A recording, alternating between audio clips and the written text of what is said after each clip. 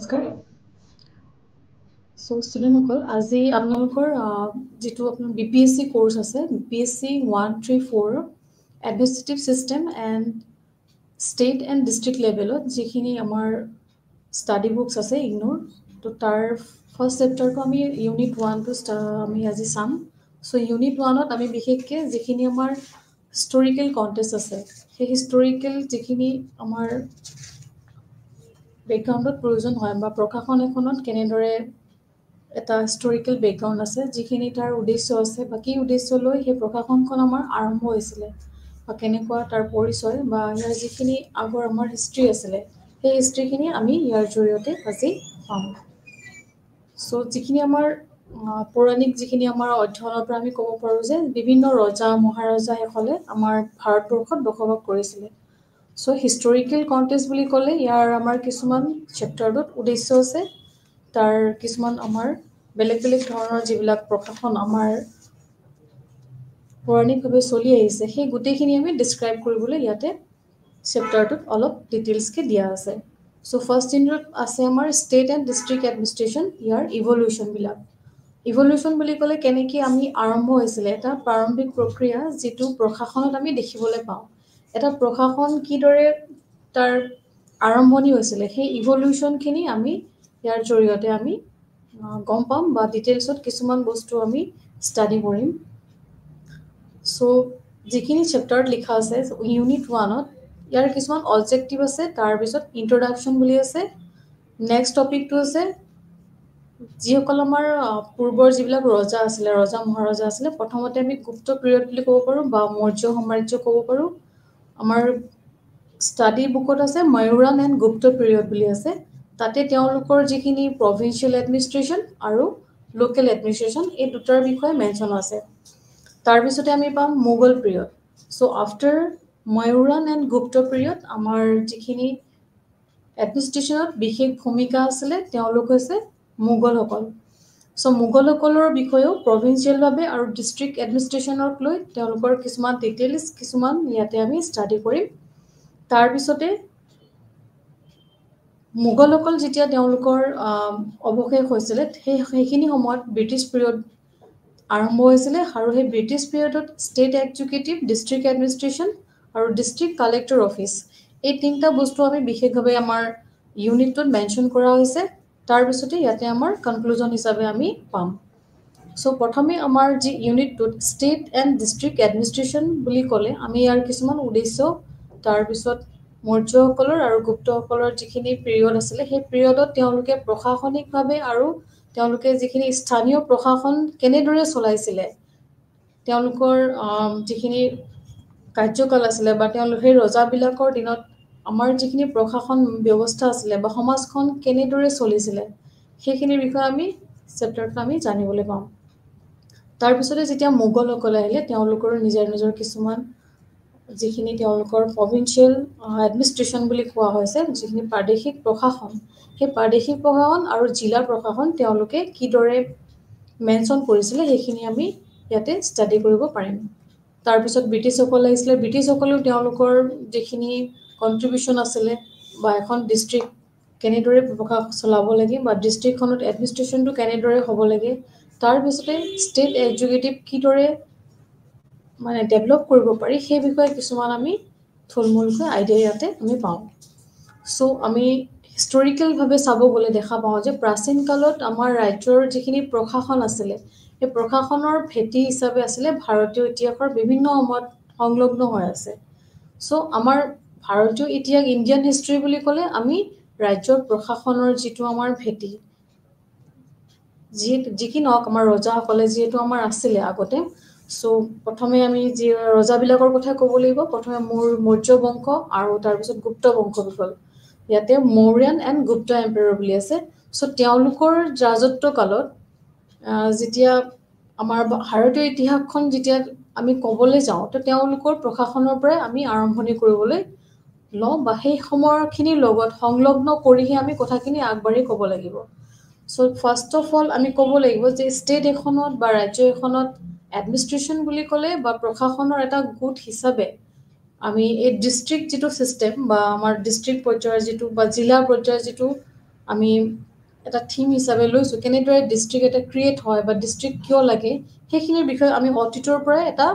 এই মৌৰ্য সাম্ৰাজ্য গুপ্ত সাম্ৰাজ্য তেওঁলোকৰ যিখিনি ৰাজত্বকাল সেই ৰাজত্বকালৰ পৰাই এটা অস্তিত্ব সংলগ্ন হৈ আছে আৰু সকলো সফল যিখিনি এম্পেৰিয়েল আছে সেই গোটেই এম্পেৰিয়েলখিনিৰ লগতে এটা মানে তেওঁলোকৰ শক্তিশালী এটা আমি উদ্দেশ্য দেখিব পাওঁ যে ডিষ্ট্ৰিক্ট এটা বা ৰাজ্য এখন কেনেদৰে বিকশিত কৰিব পাৰি গুপ্তসকলে হওক বা মোগলসকলে হওক বা তাৰপিছতে আমি ব্ৰিটিছসকলৰ পৰা বা ময়ূৰাণ ৰজাসকলৰ পৰা যিখিনি বিকশিত আঞ্চলিক আৰ্হি আছিলে সেই আৰ্হিবিলাক এটা অৱধাৰিতভাৱে গ্ৰহণ কৰি আহিছিলোঁ আমি চ' সেইখিনি এটা ছিষ্টেমেটিকলি ষ্টেপ বাই ষ্টেপ আমি বা আমাৰ দেশখনে বা এজ এ আমাৰ ইণ্ডিয়ান কাণ্ট্ৰি হিচাপে আমি আমাৰ দেশখনত যিখিনি আমাৰ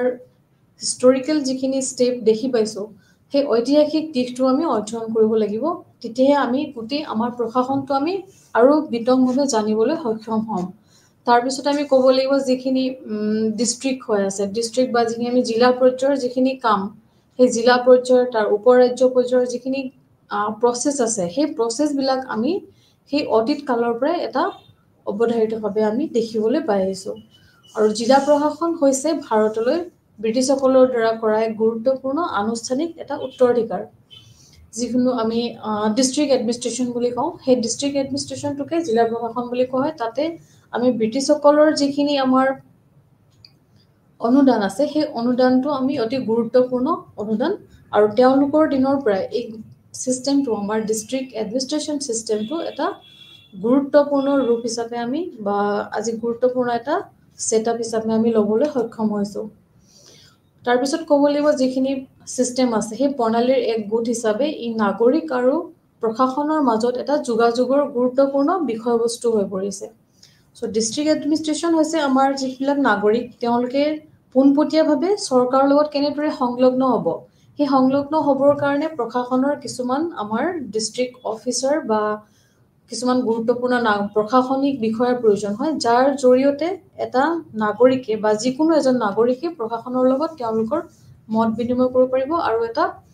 তেওঁলোকে গুৰুত্বপূৰ্ণ এটা বিষয় হিচাপে তেওঁলোকে জানিব লাগিব আৰু জানিব লাগিব যে কিদৰে তেওঁলোকে চৰকাৰৰ লগত বা গভমেণ্টৰ লগত কেনেদৰে সংলগ্ন হ'ব থ্ৰু দ্য ডিষ্ট্ৰিক্ট এডমিনিষ্ট্ৰেশ্যন সেইখিনি তেওঁলোকে বিশেষভাৱে এটা ভূমিকা গ্ৰহণ কৰে এই মানে প্ৰশাসনত চ' পাব্লিক এডমিনিষ্ট্ৰেশ্যনত আমাৰ এই প্ৰশাসনৰ বা ষ্টেট এডমিনিষ্ট্ৰেশ্যন আৰু যিখিনি আমাৰ ৰাজ্যিক এডমিনিষ্ট্ৰেশ্যন আছে সেই এডমিনিষ্ট্ৰেশ্যনখিনি এটা মূল বিষয়বস্তু হৈ পৰিছে আমাৰ ডিষ্ট্ৰিক্ট অফিচাৰ যিখিনি ডিষ্ট্ৰিক্ট সংগ্ৰহালয় প্ৰতিষ্ঠানবোৰ য'ত প্ৰশাসনৰ বিষয় হিচাপে সৃষ্টি কৰা হৈছে ইয়াতে তেওঁলোকে প্ৰশাসনৰ বিষয়ে অতি সোনকালে যিখিনি ইনফৰমেশ্যন পায় সেই ইনফৰমেশ্যনখিনি যিমান পাৰে সোনকালে ল'ব পাৰে এই ৰাজহ আৰু পৰিচালনা আৰু যিখিনি আমাৰ সাধাৰণ প্ৰশাসক আছে তাত এই গোটেইখিনিক একেলগে তেওঁলোকে সংলগ্ন কৰে চ' আমাৰ পৰিচালনা কৰাবিলাকে আৰু সাধাৰণ যিবিলাক এডমিনিষ্ট্ৰেটিভ আছে বা এডমিনিষ্ট্ৰেটৰ আছে চ' তেওঁলোকে একেলগ হৈ মানে ৰাজ্যখনৰ বাবে বা দেশখনৰ কাৰণে কামবিলাক কৰিবলৈ আগবাঢ়ি যায় ইয়াৰ জৰিয়তে নাগৰিকবিলাকৰ সেইটো সুবিধা হয় যে কিদৰে তেওঁলোকে অতি সোনকালে এটা মানে যিকোনো ডিচিজন বা তেওঁলোকৰ যিখিনি অসুবিধা থাকে সেইবিলাকৰ জৰিয়তে আমাৰ ডিষ্ট্ৰিক্ট এডমিনিষ্ট্ৰেশ্যনৰ জৰিয়তে সহজতে সংলগ্ন হ'ব পাৰে চ' ইয়াত ৰাজহ আৰু পৰিচালনামূলক যিখিনি আৰু সাধাৰণ প্ৰশাসনিক কৰ্তব্যসমূহ একত্ৰিত কৰিছিল কিন্তু সমগ্ৰ দেশতে কি হৈছিলে যিখিনি আমাৰ ব্ৰিটিছ আছিলে বা তেওঁলোকৰ ব্ৰিটিছসকলৰ যিটো পাৱাৰ আছিলে তাৰ প্ৰভাৱবিলাক আৰু যিবিলাক তেওঁলোকৰ অথৰিটি আছিলে বা কৰ্তৃত্ব আছিলে সেইবিলাক বজাই ৰখাৰ বাবে ইয়াক একেবাৰে আৱশ্যকীয় বুলি গণ্য কৰা হৈছিলে চ' অতীতত কি হৈছিলে যিখিনি আমাৰ ষ্টেপ বাই যিবিলাক আমাৰ আমি ৰজা যিবিলাক পাই আহিছোঁ মৌৰ্যসকল বা গুপ্তসকল যিবিলাকৰ তেওঁলোকৰ কাৰ্যকাল আছিলে বা তাৰপিছত ব্ৰিটিছসকল আহিলে মোগলসকল আহিলে তাৰপিছত ব্ৰিটিছসকল আহিলে চ' তেওঁলোকৰ নিজৰ নিজৰ সময়ত তেওঁলোকে নিজৰ নিজৰ কৰ্তৃত্ব বজাই ৰাখিবলৈ তেওঁলোকৰ প্ৰভাৱ বিস্তাৰ কৰিবলৈ এই ডিষ্ট্ৰিক্ট এডমিনিষ্ট্ৰেশ্যনটো অতি আৱশ্যকীয় বুলি তেওঁলোকে গণ্য কৰিছিল আৰু বৰ্তমানলৈকেও আমি সেইটো প্ৰচলিত কৰি ৰাখিছোঁ যে ডিষ্ট্ৰিক্ট এডমিনিষ্ট্ৰেশ্যন নহ'লে কেনেদৰে এটা খেলি মেলিৰ সৃষ্টি হ'ব পাৰে বা কেনেদৰে বিসংগতি হ'ব পাৰে ৰাজ্যখনত বা দেশ এখনত কিদৰে বিসংগতি হ'ব পাৰে চ' এই গোটেইখিনি বজাই ৰাখিবলৈ আমি যিটো আমাৰ জিলা প্ৰশাসন সেই জিলা প্ৰশাসনটো সদায় সবল কৰি ৰাখিব লাগিব, শক্তিশালী কৰি ৰাখিব লাগিব, যাৰ জৰিয়তে আমাৰ প্ৰশাসনটো অতি সুচাৰুৰূপে চলি যাব পাৰে। তাৰপিছতে আমি ক'ব পাৰিব হিষ্টৰিকেল কণ্টেক্সট বুলি আমি যেতিয়া কৈছোঁ চেপ্টাৰটোত, ইয়াতে কি হৈছে প্ৰাচীন যিটো ভাৰত, সেই প্ৰাচীন ভাৰতত আমি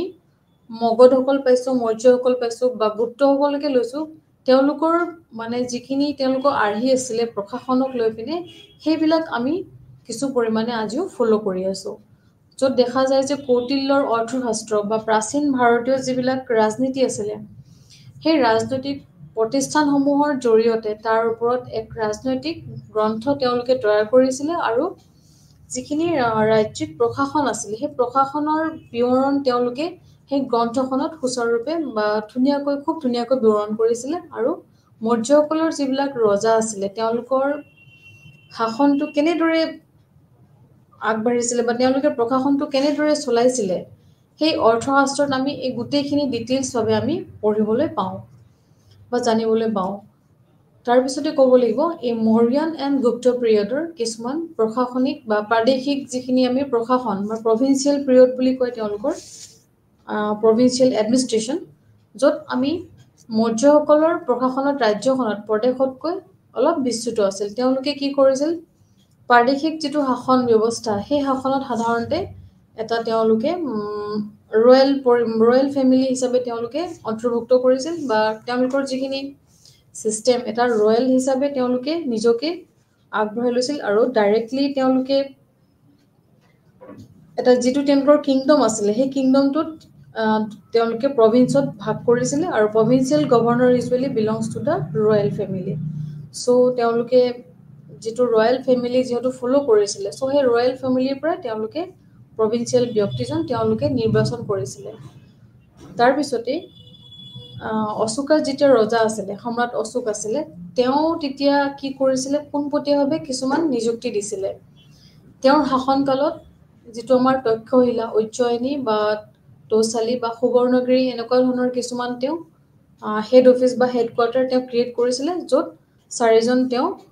ভাইচৰয়ত হৈছিলে, য'ত তেওঁলোকে বেলেগ বেলেগ ধৰণে তেওঁলোকৰ কাৰ্যবিলাক বা ৰাজ্যখন চলাই যাবলৈ তেওঁলোকক নিযুক্তি দিছিলে। চ' মৌৰ্য সাম্ৰাজ্য বুলি ক'লে আমি সম্ৰাট অশোকৰ কথা ক'ব পাৰোঁ। অশোক যেতিয়া ৰজা আছিলে তেওঁৰ প্ৰশাসনত এটা অত্যাধিক মানে খুব গুৰুত্বপূৰ্ণ বৈশিষ্ট্য আছিলে যে ৰাজ্যখনে এক নতুন শ্ৰেণীৰ বিষয়াৰ জৰিয়তে, যাক তেওঁলোকে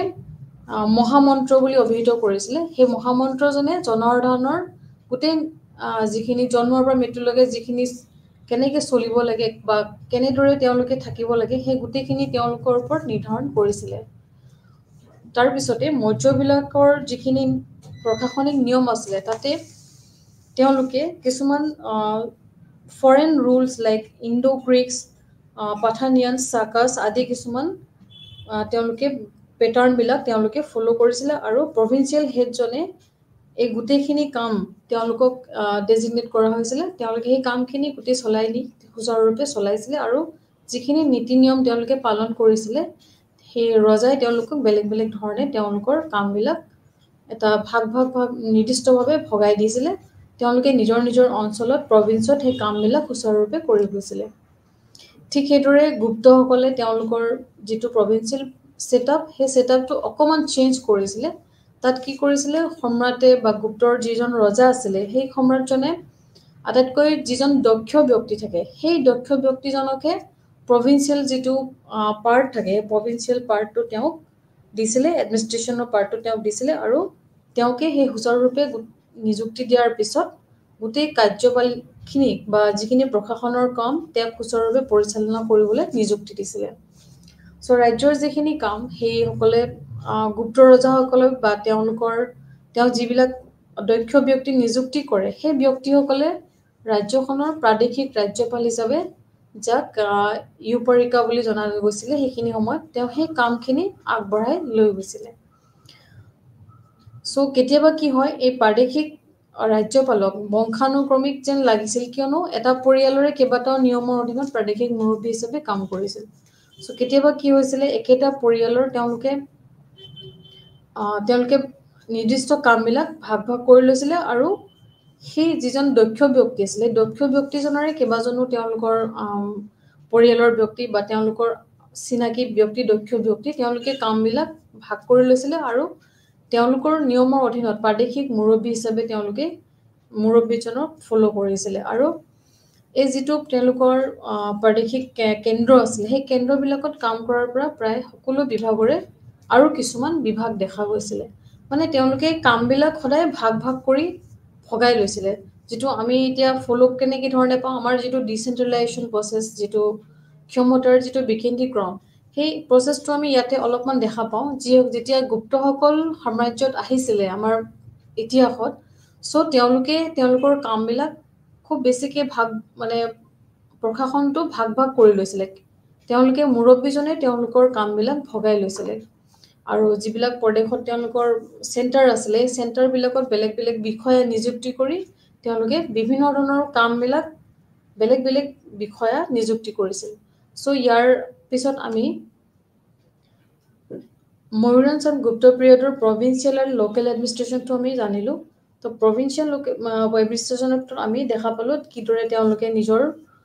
প্ৰশাসনিক দিশটো আগবঢ়াই লৈছিলে তাৰপিছত আমি লোকেল এডমিনিষ্ট্ৰেশ্যনটো দেখা পাম এই লোকেল এডমিনিষ্ট্ৰেশ্যনত কি হৈছিলে প্ৰভিন্সৰ যিখিনি প্ৰাদেশিকৰণ যিটো ছিষ্টেম বা প্ৰদেশবোৰক বিভাজনত যিটো তেওঁলোকৰ প্ৰক্ৰিয়া আছিলে তাতে প্ৰশাসনৰ অন্যান্য গোটবিলাক সংলগ্ন হৈ আছিলে আৰু তাতে গোটবোৰত সমাপ্ত হোৱা আন বিষয়বিলাক আছিলে যিখিনি ডিষ্ট্ৰিক্ট আৰু গাঁৱত গোট হিচাপে কাম কৰিছিল যিখিনি আমাৰ ভিলেজ লেভেলত আমি দেখা পাওঁ সেইখিনি গোট হিচাপে একেলগে কাম কৰিছিল চ' মৌৰ্য সাম্ৰাজ্য আৰু প্ৰাদেশিকসকলে বিভাজন কৰা কিছুমান ৰাজ্যৰ আন আন দিশবিলাক তেওঁলোকে বেলেগ বেলেগ ধৰণে জিলাসমূহ বিভক্ত কৰি চোৱা চিতা কৰিছিলে চ' প্ৰাদেশিকসকল কাৰ্যবাহী ন্যায়িক আৰু ৰাজহ কাৰ্যকালৰ বাবে তেওঁলোকক বিভিন্ন ধৰণে তেওঁলোকক অভিযুক্ত কৰা হৈছিল তাৰপিছতে যেতিয়া মোগল বা ৰাজুকাসকলে সংগ্ৰহ কৰিব লাগিছিল বা তেওঁলোকৰ যিখিনি ছিষ্টেম আছিল যে ভূমি সংগ্ৰহ কৰা বা ভূমি ৰাজহ উদ্যোগ বাণিজ্য আদি প্ৰচাৰ কৰা আৰু তেওঁলোকৰ যিখিনি ৱাটাৰ ছাপ্লাই আছিলে বা আন আন ৰোড ডিপাৰ্টমেণ্ট বা ৰাস্তাৰ যিবিলাক কাম আছিলে বা বেলেগ বেলেগ ধৰণৰ চেনেলৰ কাম তেওঁলোকে কেনেদৰে ৰাজহুৱাভাৱে কৰি আগবাঢ়ি যাব পাৰি সেইখিনিৰ ওপৰত গুৰুত্ব দিছিলে তাৰপিছতে লোকেল এডমিনিষ্ট্ৰেশ্যনত আমি দেখা পাওঁ যে গুপ্তসকলে তেওঁলোকৰ যিখিনি স্থানীয় প্ৰশাসন আছিলে সেই প্ৰশাসনখিনি ভালদৰে তেওঁলোকে আগবঢ়াই নিবৰ বাবে সদায় একলগ হৈ সংগঠিত হৈছিল আৰু কেইবাখনো জিলাই মানে তেওঁলোকে লগ হৈ পিনে কিছুমান তেওঁলোকৰ বিষয়া নিযুক্তি কৰিছিলে য'ত তেওঁলোকে বেলেগ বেলেগ ধৰণৰ কাম বেলেগ বেলেগ বিভাগৰ কাম তেওঁলোকে সেই নিৰ্দিষ্ট বিষয়া এজনে কৰিব পাৰে আৰু গুপ্তসকলে কি কৰিছিলে বহু ক্ষেত্ৰত মৌৰ্যসকলৰ যিখিনি উত্তৰাধিকাৰৰ অব্যাহত ৰাখিছিল আৰু ৰাজ্যৰ যিখিনি ঐশ্বৰিক যিখিনি চৰিত্ৰ সেই চৰিত্ৰটো বজাই ৰাখিব লগা হৈছিল আৰু ৰজাই প্ৰশাসনিক যন্ত্ৰৰ সকলো স্তৰ তেওঁলোকে নিয়ন্ত্ৰণ কৰি এটা কণ্ট্ৰলত তেওঁলোকে ৰাখিব বিচাৰিছিল তাৰপিছতে আমি যিখিনি প্ৰভিন্সিয়েল পাৰ্ট আছিল প্ৰাদেশিক উদ্দেশ্যৰ যিখিনি পাৰ্ট আছিল তাতে দেশ ৰাষ্ট্ৰ আৰু মণ্ডল হিচাপে তেওঁলোকে বিভাগ কৰিছিল বেলেগ বেলেগ নাম দিছিল আৰু যিখিনি প্ৰশাসনিক উদ্দেশ্য আছিল সেই উদ্দেশ্যৰ বাবে মৌৰ্যৰ সাম্ৰাজ্যৰ দৰে বিভক্ত কৰা হৈছিল আৰু তেওঁলোকে বিশেষভাৱে যিখিনি গাঁও অঞ্চল আছিল সেই গাঁও অঞ্চলৰ বাবে এটা কিছুমান হেড পাৰ্চন থৈছিলে আৰু এছেম্বলি তেওঁলোকে ক্ৰিয়েট কৰিছিলে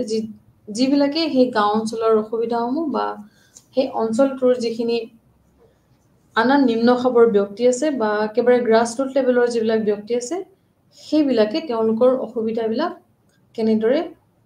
ৰজাৰ আগত ক'ব পাৰে বা কেনেদৰে ৰজাৰ লগত সংলগ্ন হ'ব পাৰে সেই বিষয়লৈ তেওঁলোকে বেলেগ বেলেগ ধৰণৰ হেডমেন বা এছেম্বলি তেওঁলোকে ক্ৰিয়েট কৰিছিল তাৰপিছত আমি দেখা পাইছোঁ যে যিখিনি আমাৰ নগৰ অঞ্চল আছিলে বা টাউন অঞ্চল আছিলে তাত তেওঁলোকে নগৰপতি হিচাপে এজন ব্যক্তিক নিযুক্তি দিছিলে যাৰ বিশেষ কিছুমান কাম আছিলে আৰু সেই বিষয়াজনে আনকি নগৰখনৰ সকলো ফালে তেওঁলোকে কেনেদৰে উন্নতি কৰিব পাৰি সেই গোটেই পৰিষদটো তেওঁ গঠন কৰিছিলে আৰু প্ৰশাসনৰ যিখিনি কাম বতৰা সেই সকলোখিনি তেওঁ বেলেগ বেলেগ ব্যক্তিক দক্ষ ব্যক্তিক ভাগ বতৰা কৰি দিছিলে আৰু সেই ভাগ বতৰা কৰিবলৈ ৰজাৰ যিখিনি ৰাজ্যৰ বিভিন্ন কাৰ্যকৰ্তা থাকে সেই কাৰ্যকৰ্তাৰ তেওঁলোকে সহায় লৈছিলে তাৰ পিছতে তেওঁলোকৰ যিখিনি উপদেষ্টা থাকে সেই উপদেষ্টাবিলাকক তেওঁলোকে বাছি লৈছিলে আৰু অসামৰিক আৰু সামৰিক বিষয়া বা সামন্তবাদী বা বেলেগ বেলেগ ধৰণে তেওঁলোকে আন বিষয়াসমূহ তেওঁলোকে বাছি নিযুক্তি কৰিছিলে য'ত প্ৰশাসনটো তেওঁলোকে সুচাৰুৰূপে পৰিচালনা কৰিব পাৰে চ' গুপ্ত আৰু মৈৰাণসকলৰ পিৰিয়ডত এইখিনি আমাৰ প্ৰভিন্সিয়েল এডমিনিষ্ট্ৰেশ্যন আৰু লোকেল এডমিনিষ্ট্ৰেশ্যন ইয়াতে আমি দেখা পাইছোঁ চ' তাৰপিছতে আমি ক'ব লাগিব যে মোগল পিৰিয়ড আৰম্ভ হৈছিলে তেওঁলোকৰ মৌৰাণ আৰু গুপ্তৰ যেতিয়া সাম্ৰাজ্য তেওঁলোকৰ শেষ হ'ল তাৰপিছতে এই মোগলসকলে ভাৰতবৰ্ষত থিতাপি লৈছিল আৰু তেওঁলোকৰ ৰাজত্ব কালত আমাৰ ভাৰতবৰ্ষত ইতিহাসত এটা বেলেগ ধৰণে আমাৰ চেঞ্জ আমি দেখা পাইছিলোঁ যিটো আমাৰ মেডিয়েভেল পিৰিয়ড আছে এই মেডিয়েভেল পিৰিয়ডত মানে বেলেগ বেলেগ ধৰণৰ বহুত ৰজা আহিছিলে তাৰে ভিতৰত আমাৰ মোগলবিলাক হৈছে আটাইতকৈ মানে ষ্ট্ৰং বুলি কয় কিছুমানে so' commanding role in the Indian medieval history and the administrative assume a significant place in Indian history so' যিখিনি আমাৰ ছিগনিফিকেণ্ট প্লেচ যিহেতু পাইছে তেওঁলোকে চ' সেই মোগল পিৰিয়ডত মধ্যযুগত যিটো আমাৰ মেডিয়েভেল পিৰিয়ড বুলি কৈছোঁ তাত বিভিন্ন ডাইনেষ্টিক ক্ষমতা আমি দেখা পাইছিলোঁ আৰু এই মোগলসকলৰ ভূমিকা খুব গুৰুত্বপূৰ্ণ আছিলে তেওঁলোকে তেওঁলোকৰ প্ৰশাসনে ভাৰতীয় ইতিহাসত এটা গুৰুত্বপূৰ্ণ স্থান দখল কৰিছিল আমি সেইটো ইয়াতে পাঠ্যপুথিত সন্নিৱিষ্ট আছে যিহেতু আমাৰ যিখিনি আমাৰ ইণ্ডিয়ান হিষ্ট্ৰী বুলি ক'ব গ'লে আমি মোগল পিৰিয়ড খুব উল্লেখযোগ্য চ' সম্ৰাট হিচাপে সম্ৰাটৰ যিজন সম্ৰাট আছিলে তেওঁৰ ৰাজ্যত সৰ্বোচ্চ অথৰিটি আছিলে চ' ইয়াতে আমি মোগল পিৰিয়ডত যিজন ৰজা আছিলে বা এম্পেৰৰ আছিলে ত' তেওঁকে সৰ্বোচ্চ অথৰিটি দিয়া হৈছিলে the emperor was supreme authority in the state so' তেওঁৰ ওপৰত আৰু কোনো নাথাকে সকলোখিনিৰে তেওঁৰে হেড ত' যিখিনি the head of the government the supreme commander of the force the law' maker the law' enforce ত' গোটেইখিনি তেওঁৰ ওপৰতে অথৰিটিটো দিয়া হৈছিলে আৰু সৰ্বোচ্চ কমাণ্ডাৰ হিচাপে আইন প্ৰণেতা হিচাপে আইন বলবৎকাৰী বা আইন বলবৎকৰ্তা হিচাপে তেওঁক নিযুক্তি বা তেওঁক ৰখা হৈছিলে চ' সম্ৰাটে যিহেতু সকলো হয় তাত যিখিনি কাৰ্যকৰী প্ৰশাসন থাকে সেই প্ৰশাসনৰ বাবে সাম্ৰাজ্যখন কিছুমান প্ৰদেশত তেওঁ বিভক্ত কৰিছিল চ' মোগলসকলে যিদৰে তেওঁলোকৰ মেডিয়েভেল পিৰিয়ডত আমাৰ ভাৰতবৰ্ষত যিদৰে এম্পেৰৰ এজনে তেওঁ সকলো অথৰিটি বহন কৰিছিল সকলো ক্ষেত্ৰতে ৰাজ্যখনৰ বা দেশখনৰ সকলো ক্ষেত্ৰতে এটা অথৰিটি বহন কৰিছিল ঠিক আমি ক'ব গ'লে সম্ৰাট আকবৰৰ বিষয়ে ক'ব পাৰোঁ যে আকবৰৰ সময়ত কিদৰে প্ৰাদেশিক প্ৰশাসনৰ বাবে এক শক্তিশালী আধাৰ গঠন কৰা হৈছিল য'ত সমগ্ৰ ৰাজ্যখনৰ যিখিনি প্ৰদেশ আছিলে সেই প্ৰদেশবিলাক তেতিয়া চুবা বুলি কৈছিল সেই চুবাবিলাকত বিভক্ত কৰা হৈছিলে চ' তেওঁ বেলেগ বেলেগ চুবাত তেওঁ ৰাজ্যখন বা দেশখন বিভক্ত কৰিছিলে আৰু সেই হিচাপে তেওঁ চোৱা চিতাও কৰিছিলে ত' প্ৰভিন্সিয়েল ইউনিটবোৰৰ অঞ্চলবোৰ স্থিৰ কৰা হৈছিল আৰু স্থানীয় পৰিস্থিতিৰ সৈতে খাপ খোৱাকৈ সামান্য পৰিৱৰ্তনৰ সৈতে অভিন্ন প্ৰাদেশিক যিটো আৰ্হি সেই আৰ্হিটো তেওঁ স্থাপন কৰিছিলে চ' সেইখিনি সময়ত মোগল পিৰিয়ডত যিখিনি প্ৰদেশ আছিলে বা প্ৰদেশবোৰৰ ওপৰত নিয়ন্ত্ৰণৰ বিষয়াসকলৰ এটা দলৰ সৈতে অধিক কাৰ্যকৰী আছিল যি ৰাজ্যিক কাৰ্যকলাপৰ বিভিন্ন দিশ তেওঁলোকে বা বিভিন্ন শাখাক তেওঁলোকে প্ৰতিনিধিত্ব কৰিছিল ৰাজ্যৰ যিবিলাক শাখা আছিলে সেই শাখাবিলাক তেওঁলোকে বেলেগ বেলেগ ধৰণে প্ৰাদেশিক যিহেতু তেওঁ চুবাত বিভক্ত কৰিছিলে সেই বেলেগ বেলেগ ধৰণে তেওঁলোকে তেওঁলোকৰ ক্ষমতাসমূহ বা তেওঁলোকৰ প্ৰজাসকলক কেনেদৰে নিয়ন্ত্ৰণ কৰিব লাগে সেই বিষয়বিলাকক সেইবিলাকৰ বিষয়ে এটা কাৰ্যকৰী জ্ঞান দিয়া হৈছিলে আৰু সেই কাৰ্যকলাপৰ জৰিয়তে বিভিন্ন শাখাক তেওঁলোকে প্ৰতিনিধিত্ব কৰি আছিলে চ' প্ৰতিখন প্ৰদেশে তেওঁলোকৰ এজন কাৰ্যকৰী বিষয়া থাকে বা দক্ষতা ব্যক্তি থাকে তেওঁৰ অধীনত কাম কৰিছিল আৰু সেইজনক তেওঁলোকে মোগলসকলে নাজিম বুলি অভিহিত কৰিছিল নাজিম সুবেদাৰ বা ৱালি এনেকৈ তেওঁলোকে অভিহিত কৰিছিল চ' ইয়াত গভৰ্ণৰ হিচাপে চুলতানৰ পৰা বা ৰজাৰ পৰা যিখিনি অথৰিটি লাভ কৰিছিল আৰু তেওঁলোকে সেইখিনি কাৰ্যালয়ত সেই কাম তেওঁলোকে যিখিনি নিৰ্ধাৰিত কাৰ্য দিয়া হৈছিলে সেইবিলাক কৰিছিলে চ' ইয়াতে আমি দেখা পাওঁ যে গভৰ্ণৰ হিচাপে তেওঁলোকে যিহেতু নিযুক্তি কৰিছিলে so' governor was a short mini king within his own province so' গভৰ্ণৰজন তেওঁৰ নিজৰ প্ৰদেশৰ ভিতৰত এক প্ৰকাৰৰ মানে এজন সৰু ৰজা আৰু তেওঁ সেই নিজৰ প্ৰদেশখনৰ ভিতৰতে তেওঁ কাম কৰিব লাগিব যি মুখ্যতঃ আইন শৃংখলা বজাই ৰখা, স্থানীয় সেনা, স্থানীয় নিয়ন্ত্ৰণ কৰা, ৰাজ্যিক যিখিনি প্ৰাপ্য সেই প্ৰাপ্তিবিলাক আৰু যিখিনি আন জুডিচিয়েল ব্যৱস্থা আছে সেই গোটেইখিনিৰ ওপৰত তেওঁ দায়বদ্ধতা আছিল আৰু বা তেওঁ দায়বদ্ধ আছিল। স্থানীয় নিয়ন্ত্ৰণ কৰি বজাই ৰখা, আইন শৃংখলা বজাই ৰখা আৰু বহুতো ধৰণৰ গুৰুত্বপূৰ্ণ যিবিলাক এখন প্ৰদেশত প্ৰয়োজন সেই গোটেইখিনি প্ৰভিজন যিবিলাক আছিল বা যিখিনি তেওঁলোকৰ ওপৰত কণ্ট্ৰল ৰাখিব লাগে সেই গোটেইখিনি তেওঁ দায়বদ্ধ আছিল। আন এক গুৰুত্বপূৰ্ণ কাৰ্যকাল যিটো হৈছে কেৱল দ্বিতীয় আছিল আৰু সুবেদাৰজনে অধীনস্থ কৰা হৈছিল আৰু সেইটো হৈছে ৰাজহ প্ৰশাসনৰ দায়িত্বত থকা যিবিলাক দিৱান। ইয়াতে মোগল পিৰিয়ডত কিছুমান তেওঁলোকে সুবেদাৰ বা দিৱান তেওঁলোকে নিযুক্তি কৰিছিল আৰু তেওঁলোকে প্ৰশাসনৰ আন যিবিলাক ভাগ আছে ৰাজহ প্ৰশাসনৰ যিবিলাক দায়িত্ব আছে সেই দায়িত্ববিলাক তেওঁলোকে সুচাৰুৰূপে পালন কৰিছিল। আৰু যিজন দিৱান আছিলে তেওঁক মানে যিজন ৰজা বা চুলতান বুলি কোৱা হয়, ৰজাই সেই দিৱানজনক নিজে নিযুক্তি কৰি সেইখিনি এৰিয়া চাবলৈ তেওঁক যিখিনি দায়িত্ব দিয়া হৈছিল সেইখিনি নিযুক্তি কৰি তেওঁৰ যিখিনি গুৰুত্বপূৰ্ণ কাৰ্য আছিলে সেই কাৰ্যবিলাকৰ বিষয়ে তেওঁক অভিহিত কৰি দিছিল। তাৰপিছত আমি ক'ব লাগিব district administration and Mughal period. এইখিনি আছিলে ৰজাৰ যিখিনি প্ৰভিন্সিয়েল যিখিনি কাম তেওঁলোকে কেনেকৈ তেওঁলোকে প্ৰভিন্সিয়েল এডমিনিষ্ট্ৰেশ্যনটো চলাই গৈছিলে। তাৰপিছতে এজ এ ডিষ্ট্ৰিক্ট হিচাপে মোগল পিৰিয়ডত ডিষ্ট্ৰিক্ট এডমিনিষ্ট্ৰেশ্যনটো কেনেদৰে তেওঁলোকে চলাই গৈছিলে। যিহেতু তেওঁ মোগলবিলাকে বিভিন্ন অঞ্চলবিলাকত দেশ এখনৰ বেলেগ বেলেগ প্ৰদেশত বা চুবা হিচাপে তেওঁ বিভক্ত কৰিছিলে। সেই চুবাবিলাকত দেখা যায় যে চৰকাৰক তেওঁলোকে বিভক্ত কৰাৰ দৰে বা প্ৰদেশক বা চৰকাৰক বিভক্ত কৰা হৈছিল আৰু মোগলসকলে যিবিলাক নীতি নিয়ম বান্ধি দিছিল যে কেনেদৰে ৰাজ্যখনত বেলেগ বেলেগ চুবা থাকিব আৰু সেই বেলেগ বেলেগ চুবাত এজন নিৰ্দিষ্ট ব্যক্তিয়ে প্ৰশাসনৰ কামবিলাক তেওঁলোকৰ বা প্ৰশাসনক বা সেইখিনি অঞ্চলক তেওঁলোকে নিয়ন্ত্ৰণ কৰি থাকিব, সেই গোটেইখিনি তেওঁলোকে নিযুক্তি কৰিছিল এজন দক্ষ ব্যক্তি। আৰু সেইখিনি সময়ত মোগলসকলে যিখিনি ডিষ্ট্ৰিক্ট বা ৰাজ্যিক পৰ্যায়ৰ যিখিনি এক্টিভিটি আছিল সেই এক্টিভিটিবিলাক তেওঁলোকে চৰকাৰৰ মাধ্যমেৰে কৰিবলৈ আগবাঢ়ি গৈছিল। তাৰপিছতে প্ৰতিখন চৰকাৰৰ নেতৃত্ব আছিল যিখিনি এজন নেতৃত্ব দিয়া থাকে আৰু সি আছিল ডিষ্ট্ৰিক্ট প্ৰশাসনৰ কাৰ্যকৰী মুৰব্বী আছিল। তেওঁ প্ৰতিখন প্ৰদেশ চুবাৰে এজন ফৌজদাৰী বা তেওঁ এজন ফৌজদাৰ এজন নিয়োগ কৰে, যিজনে কি কৰে গোটেই ডিষ্ট্ৰিক্ট প্ৰশাসনটো কাৰ্যকৰী মুৰব্বী হিচাপে তেওঁ কাম কৰে। সেই প্ৰশাসনটো তেওঁ চালি জাৰি ধুনীয়াকৈ নি থাকে আৰু ডিষ্ট্ৰিক্ট এডমিনিষ্ট্ৰেশ্যন হিচাপে তেওঁক এক্সিকিউট কৰা হৈছিলে। He worked under the control of subedar subedar বা যিটো আমি ফৌজদাৰ বা সুবেদাৰ বুলি কওঁ সেই সুবেদাৰ হিচাপে তেওঁক নিযুক্ত কৰিছিল। সেইখিনি সময়ত মোগল পিৰিয়ডত সুবেদাৰ বুলি কৈছিলে।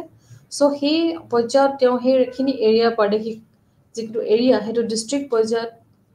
আলোচনা কৰিছোঁ আমি। সেই ডিষ্ট্ৰিক্ট এডমিনিষ্ট্ৰেশ্যনটো সেই সুবেদাৰজনে সেই সময়ত মোগলৰ সময়ত কাৰ্যকৰী কৰিছিলে। In addition, Amal Guzar was the revenue official who was worked under the control of provincial diwan and he was assisted by the number of subordinates. Number of subordinates জৰিয়তে সেই দিৱানজনক নিযুক্তি কৰা হয়, সুবেদাৰ নিয়ন্ত্ৰণ কৰা হয়। আৰু উপৰি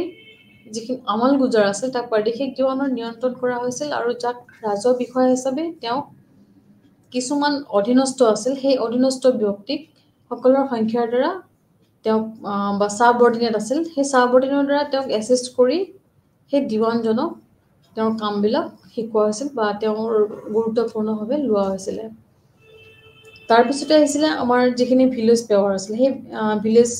the village was the lowest unit of the administration. তেওঁলোকে সেই মোগল পিৰিয়ডৰ সময়ত ভিলেজ পাৰ্টটো তেওঁলোকে এডমিনিষ্ট্ৰেশ্যনটো অলপ আগবঢ়াই নিছিলে। তাতে তেওঁলোকে এজন বিল' পাৰগানা বুলি তেওঁলোকে মেনশ্যন কৰিছে। In that part, it enjoyed a great amount of autonomy and most of the cases were decided the people without any government interference. তাতে কিছুমান ভিলেজবিলাকত গভৰ্ণমেণ্ট ইণ্টাৰফেৰেঞ্চ খুব কম হৈছিলে আৰু কিয়নো তাতে তেওঁলোকে এটা কাউন্সিল ক্ৰিয়েট কৰিছিলে, ভিলেজ হেড কাউন্সিল মিনছ এটা গ্ৰুপ এটা ক্ৰিয়েট কৰিছিলে য'ত দক্ষ ব্যক্তি এজনে গোটেই ভিলেজটো তেওঁলোকে চোৱা চিতা কৰিছিলে। এটা কাউন্সিল ক্ৰিয়েট কৰিছিলে যাক আমি পঞ্চায়ত বুলি ক'ব পাৰোঁ। সেই গাঁওখনত সেই পঞ্চায়তজনে গোটেই তেওঁলোকৰ হেড হিচাপে গোটেই কাৰ্যখিনি সমাধান কৰিছিলে বা গাঁওখন চোৱা চিতা কৰিছিলে আৰু সেই পঞ্চায়ত যিজন বিষয়া আছিলে তেওঁক সৰপঞ্চ বুলি সেই সময়ত কোৱা হৈছিলে সেই সৰপঞ্চজনে সেই মোগল পিৰিয়ডত ভিলেজ এখনত তেওঁলোকৰ যিখিনি এডমিনিষ্ট্ৰেশ্যন বা প্ৰশাসনটো বজাই ৰাখিবলৈ আৰু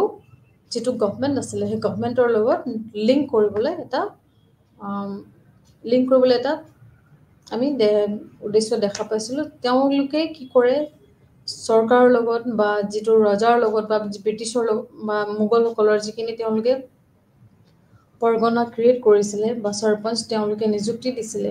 তেওঁ ডাইৰেক্ট পাব্লিকে যিটো ডাইৰেক্ট গভমেণ্টক লগ কৰিব নোৱাৰে সেই সৰপঞ্চৰ জৰিয়তে ৰজাৰ ওচৰত তেওঁলোকৰ যিখিনি লিংক আছে সেই লিংকখিনি তেওঁ যেতিয়া প্ৰয়োজন হয় তেতিয়া তেওঁৰ কাৰ্যখিনি আগবঢ়াই লৈ গৈছিলে চ' ইয়াতে মোগল পিৰিয়ড আৰু আমি যিখিনি তেওঁলোকৰ প্ৰভিন্সিয়েল আৰু এডমিনিষ্ট্ৰেটিভ পিৰিয়ডখিনি আমি আলোচনা কৰিলোঁ তাৰপিছতে আমি ব্ৰিটিছ পিৰিয়ডটো আগবাঢ়ি যাব লাগিব ব্ৰিটিছ পিৰিয়ডতো সেই একেই হৈছিলে পোনপ্ৰথমবাৰৰ বাবে আমাৰ ভাৰতবৰ্ষত যিটো ইতিহাস সেই ইতিহাসত ব্ৰিটিছসকলৰ এটা গুৰুত্বপূৰ্ণ ভূমিকা আমি ক'ব লাগিব যে ভাৰতত ব্ৰিটিছসকলৰ যিখিনি প্ৰথম প্ৰৱেশ আছিল সেই প্ৰৱেশৰ সময়ত সৰু ডাঙৰ স্থানীয় বা স্বাধীন ৰাজ্যত বিভক্ত কৰা হৈছিল চ' আমাৰ দেশখনত সৰু সৰু বিভিন্ন ৰাজ্যত বিভক্ত কৰা হৈছিল যেতিয়া ব্ৰিটিছসকল আহিছিলে চ' সেইখিনি সময়ত কি হৈছিলে ব্ৰিটিছসকলে যিখিনি তেওঁলোকৰ সংযুক্তিৰ প্ৰক্ৰিয়া সদায় অব্যাহত ৰাখিছিলে তেওঁলোকে সদায় ইটো ষ্টেটৰ পৰা সিটো ষ্টেট তেওঁলোকে জয় কৰিব বিচাৰিছিলে কেনেদৰে আৰু এটা ষ্টেট তেওঁলোকে ল'ব পাৰে সেইটোৰ ওপৰত তেওঁলোকে নিজৰ বিজয় যিটো প্ৰক্ৰিয়া সেইটো সদায় অব্যাহত কৰি ৰাখি চলি আছিলে চ' তেওঁলোকৰ যিখিনি অঞ্চল সম্প্ৰসাৰিত কৰিব বিচাৰিছিলে সেই সম্প্ৰসাৰিত হোৱাৰ লগে লগে তেওঁলোকে লাহে লাহে আৰু প্ৰদেশসমূহ সৃষ্টি কৰিলে যিহেতু তেওঁলোকৰ প্ৰাদেশিক অঞ্চল বাঢ়ি গৈছিলে সেই বাঢ়ি যোৱাৰ বাবে তেওঁলোকে আৰু বেলেগ বেলেগ প্ৰদেশৰো সৃষ্টি কৰিছিলে আৰু তেওঁলোকে যিহেতু এটা বেলেগ এটা সম্প্ৰসাৰিত হোৱাৰ বাবে তেওঁলোকে লাহে লাহে প্ৰদেশসমূহৰ সৃষ্টি কৰি এটা প্ৰশাসনিক সুবিধা অৰ্থনীতি বা তেওঁলোকৰ যিখিনি সামৰিক ৰণনীতি আছে বা তেওঁলোকৰ যিখিনি ছিকিউৰিটি ফ'ৰ্চ আছে তাৰ ওপৰত সম্পূৰ্ণৰূপে আধাৰিত আছিল আৰু ৰাষ্ট্ৰীয় যিটো জাগৰণ সেই জাগৰণৰ ওপৰত আৰু চেতনাৰ বিকাশৰ লগে লগে প্ৰদেশসমূহৰ লোকসকলে তেওঁলোকৰ প্ৰয়োজনীয়তা ইচ্ছা আৰু সম্পৰ্কৰ প্ৰতি লক্ষ্য ৰাখি প্ৰদেশসমূহৰ পুনৰ গঠনৰ বাবে মাত মাতিছিল চ' বিভিন্ন সময়ত তেওঁলোকে যিহেতু ৰাষ্ট্ৰীয় জাগৰণ বা ৰাষ্ট্ৰীয় বিকাশৰ ক্ষেত্ৰত বা চেতনাৰ বিকাশৰ ক্ষেত্ৰত প্ৰদেশসমূহ ক্ৰিয়েট কৰিছিলে সেই ক্ৰিয়েট কৰাৰ লগে লগে তাৰে যিবিলাক লোক আছিলে সেই লোকসকলে তেওঁলোকৰ নিজৰ প্ৰয়োজনীয়তা তেওঁলোকৰ যিখিনি ইচ্ছা আছিলে বা তেওঁলোকৰ যিখিনি বেলেগ বেলেগ লক্ষ্য আছিলে ডেইলি লাইফৰ যিখিনি তেওঁলোকৰ প্ৰয়োজন আছিলে সেই প্ৰয়োজনবিলাক সেই প্ৰদেশসমূহৰ পুনৰ গঠনৰ লগে লগে তেওঁলোকে সকলো ক্ষেত্ৰতে তেওঁলোকৰ মাত মাতিবলৈ তেওঁলোক ব্যক্তিসকলে আগবাঢ়ি আহিছিল চ' ব্ৰিটিছসকলে যিহেতু তেওঁলোকৰ যিখিনি প্ৰাদেশিক অঞ্চল আৰু সম্প্ৰসাৰণ কৰিব বিচাৰিছিল সেই বিচৰাৰ লগে লগে এই প্ৰাদেশিক আৰু সৃষ্টি কৰা যিবিলাক অঞ্চল আছিল বা অঞ্চল হৈ আছিল তেওঁলোকেও সেই যিবিলাক চৰকাৰৰ যিহেতু বা এডমিনিষ্ট্ৰেশ্যনৰ যিখিনি সা সুবিধা সেই সা সুবিধাখিনি নোপোৱাৰ বাবে তেওঁলোকে বিভিন্ন সময়ত তেওঁলোকে মাত মাতি আহিছিল চ' সেই সময়ত কি হৈছিল প্ৰদেশবোৰত 3টা ভাগত তেওঁলোকে বিভক্ত কৰিছিল যিখিনি ব্ৰিটিছ শাসনবিলাকে বা ব্ৰিটিছ শাসন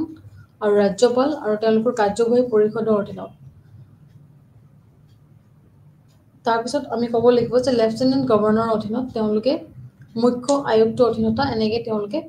বিভিন্ন ভাগত ভাগ কৰিছিল চ' প্ৰথমতে তেওঁলোকে প্ৰভিন্স হিচাপে 3টা কেটেগৰী আমি দেখা পাওঁ যিটো ব্ৰিটিছ ৰুল ষ্টাৰ্ট হৈ গৈছিলে চ' সেই ৰুলখিনিৰ সময়ত যিখিনি আমাৰ প্ৰভিন্স ৰুল আছিলে তাৰ প্ৰভিন্সবিলাকত আমি 3টা ভাগত ভাগ কৰিছিলে তো province under the governor and his executive council so' সেই গভৰ্ণৰজনৰ আৰু তেওঁৰ এক্সিকিউটিভ কাউন্সিলজনৰ এটা গ্ৰুপ তেওঁ ক্ৰিয়েট কৰিছিলে তাৰপিছতে province under the lieutenant governor so' এইটো এটা গ্ৰুপ তেওঁ ক্ৰিয়েট কৰিছে তাৰপিছত province under the chief commissioner so' মুখ্য আয়ুক্তৰ লগত এটা তেওঁ যিটো প্ৰভিন্স তেওঁ ক্ৰিয়েট কৰিছিলে আৰু এই কেটেগৰীবিলাক ক্ৰিয়েট কৰি তেওঁৰ যিখিনি ব্ৰিটিছসকলৰ যিবিলাক সম্প্ৰসাৰিত প্ৰাদেশিক অঞ্চল আছিলে সেই অঞ্চলবিলাকত কেনেদৰে সুচাৰুৰূপে কামবিলাক আগবাঢ়ি যাব পাৰে সেই বিষয়ে তেওঁলোকে বিশেষভাৱে গুৰুত্ব দিছিলে চ' প্ৰথমতে আমি ষ্টেট এক্সিকিউটিভৰ কথা ক'ব লাগিব যে ব্ৰিটিছসকলৰ শাসনকালত আমাৰ ভাৰতবৰ্ষত বা আমাৰ ইতিহাসত বা আমাৰ হিষ্টৰিকেল যিটো বেকগ্ৰাউণ্ড আছে তো তাতে it is under the Indian constitution that under a federal structure and autonomous state যিখিনি আমি ভাবোঁ য' অট'নমাছ ষ্টেট হিচাপে আমি ব্ৰিটিছসকলে ষ্টেট এক্সিকিউটিভটো কেনেদৰে তেওঁলোকৰ কাৰ্যবিলাক আগবাঢ়ি গৈছিল সেইখিনি বিষয়ে আমি জানিব পাৰিম চ' ভাৰতীয় সংবিধানৰ অধীনত যে ফেডাৰেল যিখিনি আমাৰ ষ্ট্ৰাকচাৰ আছে বা গঠন আছে সেই যুক্তৰাষ্ট্ৰবাদ যিটো গঠন আছে যুক্তৰাষ্ট্ৰৰ যিটো প্ৰক্ৰিয়া সেই গঠনটোত যে অট'নমাছ ষ্টেট হিচাপে বা অধীনত এটা স্বায়ত্তশাসিত ৰাজ্যিক কাৰ্যবাহী প্ৰতিষ্ঠা কৰা হৈছিল যিটো আমি অট'নমাছ ষ্টেট বুলি কওঁ state executive autonomous state executive has been establish য'ত এটা আমাৰ কাৰ্যবাহী প্ৰতিষ্ঠা কৰা হৈছিল আৰু স্থানীয় স্বায়ত্তশাসিত যিটো আমাৰ ৰাজ্যিক কাৰ্যবাহী প্ৰতিষ্ঠা চ' সেইটো আমি এটা অট'নমাছ দেশ বুলি ক'ব পাৰোঁ অট'নমাছ ষ্টেট বুলি ক'ব পাৰোঁ অট'নমাছ ৰাজ্য বুলি ক'ব পাৰোঁ সেইটোৰ ওপৰত তেওঁলোকে বিশেষ গুৰুত্ব দিছিলে যদিও ভাৰতৰ আইন মানে 1935 কি হৈছিলে ভাৰতত চৰকাৰী সংগঠন আৰু যিটো আমাৰ ফেডাৰেল ছিষ্টেম আছিলে সেই ফেডাৰেল যিটো আমাৰ ষ্ট্ৰাকচাৰ আছিলে এটা প্ৰৱৰ্তন কৰা হৈছিলে আৰু সেই ফেডাৰেল ষ্ট্ৰাকচাৰটো সেইখিনি সময়ত তেওঁলোকে বিভিন্ন গভৰ্ণমেণ্টেল অৰ্গেনাইজেশ্যন কনচিষ্ট কৰি কেইবাটাও টাইপত তেওঁলোকে দুটা টাইপত বিভক্ত কৰিছিল প্ৰথমটো হৈছে ব্ৰিটিছ প্ৰভিন্স তাৰপিছত হৈছে ইণ্ডিয়ান ষ্টেটছ চ' ব্ৰিটিছ প্ৰভিন্স আৰু ইণ্ডিয়ান ষ্টেট বুলি তেওঁলোকে দুটা ভাগত বিভক্ত কৰিছিল আৰু ইয়াৰ পিছতে হৈছিলে আমাৰ কিছুমান যিটো আমাৰ প্ৰকৃত অনুশীলন তেওঁলোকে সেই চৰকাৰী যিটো এক্সিকিউটিভ বা ষ্টেট এক্সিকিউটিভ তেওঁলোকে তেওঁৰ কাৰ্যবাহীবিলাক নিৰ্দিষ্টভাৱে তেওঁলোকে ভগাই লৈছিলে আৰু ব্ৰিটিছসকলৰ যিটো ষ্টেট এক্সিকিউটিভ পাৰ্ট তাতে আমাৰ সম্পূৰ্ণ বস্তুখিনি ইণ্ডিয়ান কনষ্টিটিউশ্যনৰ তলত আমি এটা স্বায়ত্তশাসিত দিশ কেনেদৰে কেন্দ্ৰীয় স্বায়ত্তশাসিত দিশ হয় বা স্থানীয় স্বায়ত্তশাসিত দিশ এই গোটেইখিনি বস্তু আমি মেনশ্যন দেখা পাইছোঁ চ' ব্ৰিটিছৰ শাসনৰ অধীনত প্ৰাদেশিক যিটো কাৰ্যবাহী বা ৰাজ্যপাল আৰু তেওঁলোকৰ পৰিষদসমূহৰ ৰাজ্যপালৰ যিখিনি ৰেজিমেণ্ট আছে সেই স্থিতিৰ বিষয়ে আমি গঠিত আছিল চ' 1919 চনত 1919 ইয়াতে কি হৈছিলে আইনৰ দ্বাৰা প্ৰৱৰ্তন কৰা কিছুমান এক্ট আছিলে সেইখিনি সময়ত 1919 চনত এটা অৰাজকতাই দেখা দিছিলে চ' সেই অৰাজকতা দেখা দিয়া সময়ত প্ৰদেশসমূহত কিছুমান বিভাজনৰ তেওঁলোকে সৃষ্টি কৰিছিলে তাতে দেখা যায় যে যদিও ব্ৰিটিছসকল কেন্দ্ৰৰ পৰা ক্ষীণ হৈ প্ৰদেশলৈ ক্ষমতাৰ ক্ৰমান্বয়ে বিকেন্দ্ৰীকৰণ কৰিছিল তথাপিও মূলতঃ প্ৰদেশবোৰ কেন্দ্ৰত নিৰ্ভৰশীলতাৰ ওপৰত আছিল চ' তেওঁলোকে যিহেতু কেন্দ্ৰীয়কৰণ কৰিব বিচাৰিছিলে গোটেইখিনি কিন্তু তেওঁলোকৰ যিখিনি সম্প্ৰসাৰিত প্ৰাদেশিক অঞ্চল আছিলে সেই অঞ্চলসমূহৰ পৰা তেওঁলোকে কেন্দ্ৰৰ ওপৰত সম্পূৰ্ণ নিৰ্ভৰ হৈহে কামবিলাক আগবাঢ়ি যাব পাৰিছিল তাৰপিছতে অনুচ্ছেদ আছিলে যিখিনি আমাৰ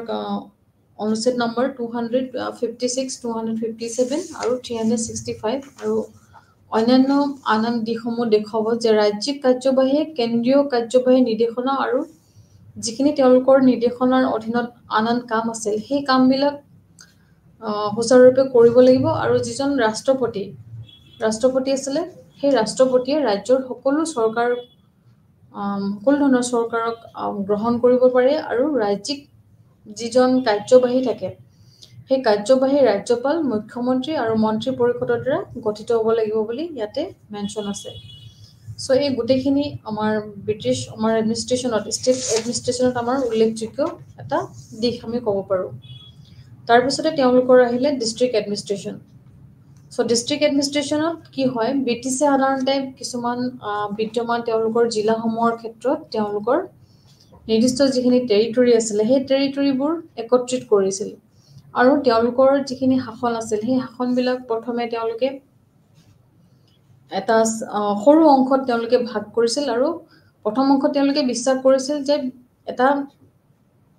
ডিষ্ট্ৰিক্ট হ'বলৈ, এটা বৃহত্তৰ জিলা হ'ব হ'লে ইয়াৰ প্ৰশাসনটো বৃহত্তৰ অৰ্থনীতি হ'ব লাগিব আৰু যিখিনি তেওঁলোকে উদ্দেশ্য লৈছিল সেই অৰ্থনৈতিক উদ্দেশ্য আগত লৈ তেওঁলোকে ভাৰতীয় যিখিনি ক্ষেত্ৰীয় প্ৰশাসন আছিল সেই ক্ষেত্ৰীয় প্ৰশাসনৰ তেওঁলোকে মুখ্য গোট হিচাপে তেওঁলোকে ল'ব লাগিব বা দেশত যিখিনি তেওঁলোকৰ প্ৰশাসনৰ দিশ আছিল সেই প্ৰশাসনৰ দিশবিলাকত তেওঁলোকে ইয়াৰ বৃহত্তৰ জিলাৰ যিবিলাক কাৰ্যকলাপ থাকে সকলো ধৰণৰ দিশ তেওঁলোকে আগবঢ়াই নিবলৈ সক্ষম হৈছিল। চ' এই দেশৰ যিখিনি তেওঁলোকৰ এম্পেৰিয়েল প্ৰণালী আছিল সেই এম্পেৰিয়েল প্ৰণালীত তেওঁলোকৰ এম্পেৰিয়েল যিটো ছিষ্টেম তাত আমি দেখা পাইছিলোঁ যে এই গুপ্তসকলে হওক বা মৌৰ্যসকলে হওক তেওঁলোকৰ যিটো ডিষ্ট্ৰিক্ট ছিষ্টেম সেই ডিষ্ট্ৰিক্ট ছিষ্টেমৰ আটাইতকৈ বিশিষ্ট আঞ্চলিক গোট হিচাপে তেওঁলোকে গঠন কৰা প্ৰথম ব্যক্তি আছিল। চ' এই ডিষ্ট্ৰিক্ট ছিষ্টেমটো প্ৰথমে সেই মৌৰ্যসকলেই আগবঢ়াই নিছিল। তাতে আমি দেখা পাইছিলোঁ যে যিটো আমাৰ first কনষ্ট্ৰিবিউশ্যন the Mauryan who built their imperial system in the country were first contribution as a district as the most prominent territorial unit. So district to তেওঁলোকে এটা most prominent unit বুলি তেওঁলোকে mention কৰিছিলে আৰু it is centralized its administration with the power of concentrate in single officer called Rajuka and its hierarchy apex. So এজন তেওঁলোকে ডিষ্ট্ৰিক্টত এজন কণ্ট্ৰল পাৰ্চন থৈছিলে যিজনে সকলো ছিংগল পাৰ্চন এজনে সকলো এডমিনিষ্ট্ৰেশ্যনৰ কাম সুচাৰুৰূপে কৰি যাব পাৰে। তাৰপিছতে তেওঁলোকে কি গঠন কৰিছিলে যিটো আমাৰ পৌৰাণিক দৃষ্টিকোণৰ পৰা আমি ক'ব পাৰোঁ যে ভাৰতৰ যিটো ডিষ্ট্ৰিক্ট প্ৰশাসনিক ব্যৱস্থা সেই প্ৰশাসনত আমাৰ সমাজত বৃহত্তৰ স্বাৰ্থত যিখিনি ৰাজনৈতিক সংঘাত থাকে সেই সংঘাতবিলাক সমাধান কৰিবলৈ স্থানীয় সামাজিক শক্তিক আৰু যিখিনি লোকেল যিখিনি আমাৰ ছ'চিয়েল পাৱাৰ আছে সেই লোকেল ছ'চিয়েল পাৱাৰখিনিক আমি সক্ষম কৰিব লাগিব আৰু তাক সক্ষম কৰাৰ বাবে এটা মানে নিৰ্দিষ্ট ৱেডাৰ বা সৃষ্টি কৰিব লাগিব বা পৰিৱেশ এটাৰ সৃষ্টি কৰিব লাগিব। তাৰ সলনি ৰাজনৈতিক দৃষ্টিভংগী আৰু ৰাজনৈতিক যিখিনি চাপ আছে সেই চাপবিলাক প্ৰতিৰোধ কৰাৰ বাবে প্ৰস্তুত কৰা হৈছিল। চ' এনেদৰে তেওঁলোকে আমাৰ এটা ঐতিহাসিক দৃষ্টিকোণ আমি আগবঢ়াইছিল ডিষ্ট্ৰিক্ট এডমিনিষ্ট্ৰেশ্যনৰ ক্ষেত্ৰত। এক নিখুঁত আমোলাতান্ত্ৰিক সমাজ গঢ়ি তোলাৰ বাবে ব্ৰিটিছসকলে গ্ৰহণ কৰা কেন্দ্ৰীয়কৰণ ব্যৱস্থা তেওঁলোকৰ স্থানীয় চৰকাৰ ব্যৱস্থা তেওঁলোকে প্ৰৱৰ্তন কৰিছিল। চ' তেওঁলোকে যিটো দৃষ্টিভংগী লৈছিলে ব্ৰিটিছসকলে যে স্থানীয় যিটো স্বায়ত্তশাসন ব্যৱস্থা সেই স্থানীয় স্বায়ত্তশাসন ব্যৱস্থাটো এই ব্ৰিটিছসকলৰ জৰিয়তে আমাৰ বৰ্তমান আমাৰ এডমিনিষ্ট্ৰেশ্যনত আমি দেখা পাইছোঁ তেওঁলোকৰ সেই প্ৰভাৱখিনি। চ' কিদৰে ৰাজনৈতিক দৃষ্টিভংগী আৰু ৰাজনৈতিক যিটো চাপ সেই চাপৰ বাবে বেলেগ বেলেগ পৰিস্থিতিত বেলেগ বেলেগ ধৰণৰ আমাৰ যিটো পলিচি হাতত লোৱা হয় বা যিখিনি কাম কৰিবলৈ চৰকাৰে আগবাঢ়ি যায় সেইখিনি কৰিবলৈ আমাৰ বেলেগ বেলেগ সাম্প্ৰতিক আমাৰ এটা সুস্থ সমাজৰ প্ৰয়োজন হয়। আৰু সেই নিখুঁত আমোলাতান্ত্ৰিক সমাজ যিটো আমাৰ আমোলাতান্ত্ৰিক সমাজ বুলি কোৱা হৈছে সেই আমাৰ এডমিনিষ্ট্ৰেশ্যনটোক ডিচেন্ট্ৰেলাইজ যিটো আমাৰ এডমিনিষ্ট্ৰেশ্যন সেই ডিচেন্ট্ৰেলাইজ এডমিনিষ্ট্ৰেশ্যনটো এই ব্ৰিটিছৰ ডিষ্ট্ৰিক্ট এডমিনিষ্ট্ৰেশ্যনৰ আমি বিশেষভাৱে দেখা পাওঁ যে ইয়াতে কেন্দ্ৰীয়কৰণ কৰাৰ ব্যৱস্থা গ্ৰহণ কৰিছিল। তেওঁলোকে স্থানীয় চৰকাৰ এটা প্ৰৱৰ্তন কৰিছিল এই ব্ৰিটিছসকলে। তাৰপিছতে যিটো তেওঁলোকৰ চেন্ট্ৰেলাইজ মেজাৰ আছিলে so' they had taken in building up a professional bureaucratic society তেওঁলোকে বনাব বিচাৰিছিলে আৰু যিখিনি তেওঁলোকৰ ছিষ্টেম আছিলে সেই ছিষ্টেমবিলাকত কি কৰি তেওঁলোকে representative of the government in the district was also' authorise to exercise supervisory and regulatory jurisdictions. So' তেওঁলোকে সেই গোটেইখিনি all activities in his territory and exercise residuary power according to the discretion. So' গোটেইখিনি তেওঁলোকে এটা ডিছক্ৰিপশ্যনৰ মাজেদি এটা টেৰিটৰীক তেওঁলোকে কেনেদৰে তেওঁলোকৰ কাৰ্যক্ৰমখিনি আগবঢ়াই যাব পাৰে বা স্বশাসন বা যিটো তেওঁলোকে বিচাৰিছিলে যে চৰকাৰ বা স্থানীয় চৰকাৰ এখন হ'ব লাগে প্ৰতিখন এৰিয়াত সৰু সৰু এটা স্থানীয় চৰকাৰ হ'ব লাগে য'ত তেওঁলোকে সেইখিনি সৰু এৰিয়াখিনিৰ কামটো সমাধান কৰিব পাৰে চৰকাৰৰ জৰিয়তে। চ' সেই তেওঁলোকে স্থানীয় শাসন ব্যৱস্থাটো তেওঁলোকে সুচাৰুৰূপে পৰিচালনা কৰিব লাগে বুলি তেওঁলোকে মত প্ৰকাশ কৰিছিল বা সেইখিনি সময়ত ব্ৰিটিছে সেইটো প্ৰৱৰ্তন কৰিছিল সো ইয়াতে ডিস্ট্ৰিক্ট এডমিনিষ্ট্ৰেশ্যনটো আমাৰ ব্ৰিটিছৰ সময়ত আমি কেনেদৰে আছিল ইয়াৰ বিষয়ে আমি জানিলো তাৰপিছতে আমি ব্ৰিটিছসকলৰ যিটো পিৰিয়ড আছিল সেই পিৰিয়ডত ডিস্ট্ৰিক্ট কালেক্টৰ অফিচ আমি দেখা পাইছিলোঁ সো তেওঁলোকে ডিস্ট্ৰিক্ট কালেক্টৰ যিটো আমাৰ এডমিনিষ্ট্ৰেশ্যন চিষ্টেম আমাৰ দেশত কেনেদৰে আগবাঢ়িছিল বা কেনেদৰে প্ৰৱৰ্তন হৈছিল সেইখিনি বিষয়ে আমি জানিব পাৰিম সো ভাৰতত যেতিয়া জিলা প্ৰশাসন হৈছিলে আমাৰ ষ্টেট এডমিনিষ্ট্ৰেশ্যন হৈছিলে বা ডিস্ট্ৰিক্ট এডমিনিষ্ট্ৰেশ্যন হৈছিলে তেতিয়া ব্ৰিটিছসকলৰ সেইটো হৈছে ব্ৰিটিছসকলৰ এক উত্তৰাধিকাৰী তেওঁলোকৰ মানে যিখিনি চিষ্টেম আছিলে তেওঁলোকৰ সেই চিষ্টেমৰ জৰিয়তে আমি আজি এই যেটো আমাৰ ডিস্ট্ৰিক্ট কালেক্টৰ অফিচ আমি এটো আজি দেখিবলৈ পাইছো সো ইয়াতে কি হয় ভূমি ৰাজহ সংগ্ৰহ কৰা অন্যান্য প্ৰকাৰৰ কৰ যিবিলাক টেক্স আছে মাসুল ভূমি সংস্কাৰ আৰু অসামৰিক যোগান আৰু যিখিনি ভূমি ৰিলেটেড আমাৰ ইস্যু আছে বা ভূমি ৰাজহৰ ক্ষেত্ৰত হিচাপে যিখিনি পুনৰুদ্ধাৰ কৰিব পৰা যিখিনি ইস্যু আছে বা সকলো প্ৰাপ্য ধন সংগ্ৰহৰ বাবে এজন ডিস্ট্ৰিক্ট সংগ্ৰাহক হিচাপে এজনক দায়বদ্ধ কৰা হৈছে সো ইয়াতে ডিস্ট্ৰিক্ট কালেক্টৰ অফিচত তেওঁলোকে গোটেইখিনি কাম তেওঁলোকক দায়বদ্ধ হিচাপে দিয়া হৈছে সো ইয়াতে আমি যিখিনি ৰেভিনিউ বিষয় পাইছো বা তেওঁলোকৰ যিখিনি আনন সিস্টেম আছে ল্যান্ড ৰিফৰ্ম বা ল্যান্ড ৰাজহ সংগ্ৰহ কৰা এই গোটেইখিনি বস্তু ইয়াতে ডিস্ট্ৰিক্ট কালেক্টৰ অফিচত সন্নিহিত হৈ আছে সো আমি ক'ব লাগিব যে আমাৰ ভাৰতবৰ্ষত ওয়াৰেন হেষ্টিংছে 1972 চনত 1972 চনত পোনপ্ৰথমবাৰৰ বাবে ডিস্ট্ৰিক্ট কালেক্টৰ অফিচ যেটো আমাৰ জিলা সংগ্ৰহালয় কাৰ্যালয় বুলি আমি ক'ব পাৰো সেই জিলা সংগ্ৰাহকৰ কাৰ্যালয় আমি পোনপ্ৰথমবাৰৰ বাবে পৰিচয় দিছিল সো তেওঁ আছিল লৰ্ড ওয়াৰেন হেষ্টিংছ সো তেওঁৰ সময়ত যেতিয়া জিলা মেজিষ্ট্ৰেট বা উপ কমিশনাৰ বুলি আমি জনা যায় তেওঁৰ কৰ্তব্য কাৰ্য আৰু দায়িত্ববোৰ সময় সময় তেওঁ পালন কৰিছিল সো এই গোটেইখিনি তেওঁৰ যিখিনি কৰ্তব্য বা ডিউটি তেওঁ বা যিকোনো ফাংচন তেওঁ দিয়া হৈছিল বা যিখিনি তেওঁ কন্ট্ৰোল দিয়া হৈছিল সেই কন্ট্ৰোলটো তেওঁলোকে পালন কৰিছিল তাৰ পিছতে চৰকাৰত যিখিনি কাম কাজ আছে সেই কাম কাজৰ অধীনত তেওঁৰ যিখিনি প্ৰকৃতি আছিল সেইবিলাকো বেলেগ বেলেগ সিস্টেমত অনুশীলন বা সলনি হৈ আহিছিল সো যেতিয়া ডিস্ট্ৰিক্ট কালেক্টৰ সিস্টেমটো আমাৰ ইয়াত আহিলে বা যিখিনি জিলা সংগ্ৰাহকৰ যেটো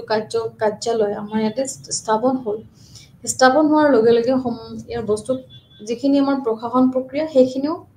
লাহে লাহে বেলেগ বেলেগ সময়ত চেঞ্জ হ'বলৈ ধৰিলে তেওঁলোকৰ যিবিলাক ডিউটি আছিলে ফাংচনছ আছিলে ৰেসপন্সিবিলিটি আছিলে আৰু সেই ডিস্ট্ৰিক্ট কালেক্টৰৰ যিবিলাক তেওঁলোকৰ দায়িত্ব দিয়া হৈছিল এই দায়িত্ববিলাকো সময়ে সময়ে চেঞ্জ হ'ব ধৰিছিল সো সময় ৰৈ যোৱাৰ লগে লগে আৰু সাংবিধানিক সংস্কাৰৰ পৰিৱৰ্তনৰ লগে লগে সংগ্ৰাহকসকলৰ কিছুমান দিশত বহুতো তেওঁলোকৰ বহুত পক্ষীয় দায়িত্ব বৃদ্ধি পাইছিল আৰু আনবোৰত হ্ৰাস পাইছিল সো চৰকাৰত যেতিয়া কাম কাজৰ জটিলতা সৃষ্টি হয় কেতিয়াবা বেলেগ বেলেগ ক্ষেত্ৰত আমি দেখা পাওঁ চৰকাৰটো বেলেগ বেলেগ ধৰণৰ তেওঁলোকৰ বা বৰ্তমান অৱস্থাত যিখিনি জটিলতাৰ সৃষ্টি হয় কেতিয়াবা সেই জটিলতাৰ সৃষ্টিৰ সময়ত তেওঁলোকৰ প্ৰকৃতিও আমি যিখিনি দায়িত্ব আছিল বা ডিস্ট্ৰিক্ট কালেক্টৰজনৰ যিবিলাক ফাংচনছ আছিল সো সেইবিলাক কেতিয়াবা চেঞ্জ কৰিব লগা হয় বা সময়ে সময়ে সলনি হৈ থাকে সো যিখিনি আৰু সাংবিধানিক যি কনষ্টিটিউচনেল যিখিনি সংস্কাৰ আছিল বা আমি যি ক'ব পাৰো কনষ্টিটিউচন সংস্কাৰবিলাকতো কি হৈছিল প্ৰৱৰ্তনৰ লগে লগে যিখিনি এমেন্ডমেন্ট আছিলে সেইবিলাক প্ৰৱৰ্তন হোৱাৰ লগে লগে সেই সংগ্ৰাহকসকলৰ কিছুমান দিশত বহুতো মানে পক্ষীয় দায়িত্ব বৃদ্ধি পাইছিল সো যেতিয়া এখন সাংবিধানিক চেঞ্জ হয় বা সাংবিধানিক সংস্কাৰ হয় তাৰ লগে লগে বেলেগ বেলেগ ক্ষেত্ৰত বা অকল ডিস্ট্ৰিক্ট কালেক্টৰৰ নহয় বেলেগ বেলেগ সকলো প্ৰশাসনিক বিষয়ৰ ক্ষেত্ৰতে তেওঁলোকৰ কাৰ্যবিলাক কেতিয়াবা বৃদ্ধি পায় কেতিয়াবা হ্ৰাস পায় বেলেগ বেলেগ ধৰণে আমি এটা চেঞ্জ দেখা পাওঁ সেই চেঞ্জটো আমি দেখা পাওঁ কাৰণে কি হয় তেওঁলোকৰ যিখিনি কাৰ্যক্ৰমণিকা থাকে সেইবিলাকো বেলেগ বেলেগ ধৰণে হ্ৰাস হয় বা বৃদ্ধি পায়